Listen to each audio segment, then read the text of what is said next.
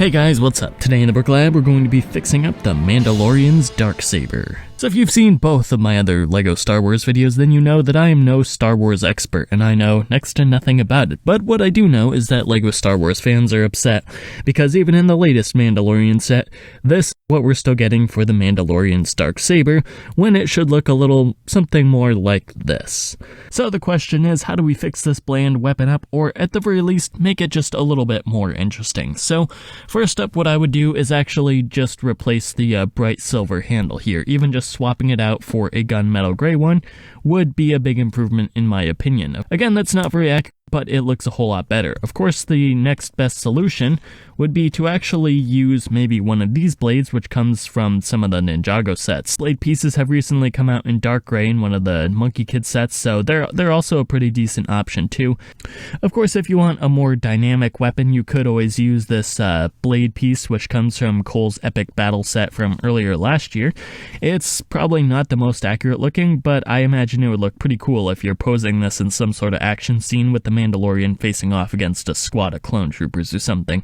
I know if I saw somebody coming at me with one of these weapons, I'd definitely be turning around and running the other way as fast as I could. If you want though, you could also use one of these blades which come from the Ninjago line. I think there was actually a brown one or a blackish one that came out a couple years ago in one of the Ninjago sets.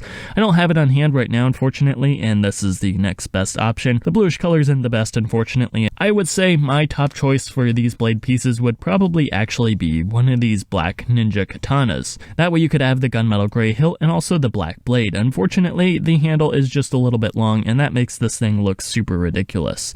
Of course, the best solution here would be just to cut off the extra length of sword hilt that you don't need. So that brings us to the next problem, which is how do you cut this handle to the right length without having to guess and just make it look terrible and uneven and messy?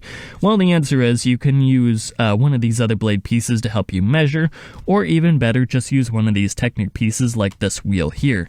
That way you can just put it on the end and you can take your scissors or knife blade or something along those lines and just use this as a guide to help you cut it out. Now, my LEGO legal counsel, consisting of Saul Brickman, has advised me that I should not be giving you any advice on cutting this thing up, just for safety reasons, so kids, make sure to get your parents' permission before cutting up any of your LEGO pieces, or anything else for that matter. Alright, so after cutting, you should end up with something that looks a little bit like this. Here's your extra knife hilt, and if you pull off the golden Technic piece, you end up with a blade that looks like this. Unfortunately, it didn't work quite the way I was planning, and I actually had to take a little bit more off, as you can see from the amount of handle that's still there, but on the bright side, now it fits perfectly into the Mandalorian's lightsaber handle here. So hopefully this will keep Star Wars fans happy until LEGO releases an actual Dark Saber piece.